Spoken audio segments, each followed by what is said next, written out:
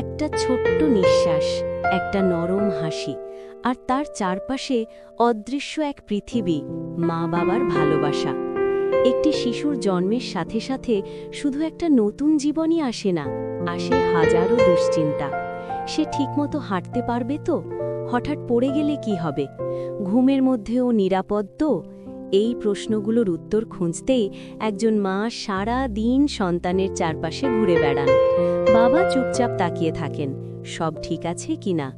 শিশু যখন প্রথম হাঁটার চেষ্টা করে তখন সে পড়ে যায়, কিন্তু সেই পড়ে যাওয়ার মুহূর্তেই বোঝা যায় ভালোবাসা মানে শুধু কোলে নেওয়া নয়, ভালোবাসা মানে আগেই সুরক্ষার ব্যবস্থা করে রাখা।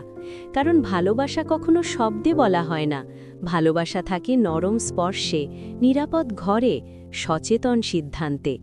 একটা বালিশের মতো নরম সুরক্ষা, একটু বাড়তি যত্ন, একটু আগে ভাবা, এই ছোট ছোট জিনিসই শিশুর পৃথিবীটাকে নিরাপদ করে তোলে।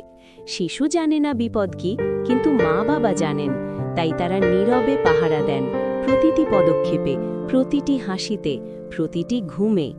এই নীরব পাহারার নামই সুরক্ষা, আর এই সুরক্ষাই হলো সবচেয়ে খাঁটি ভালোবাসা।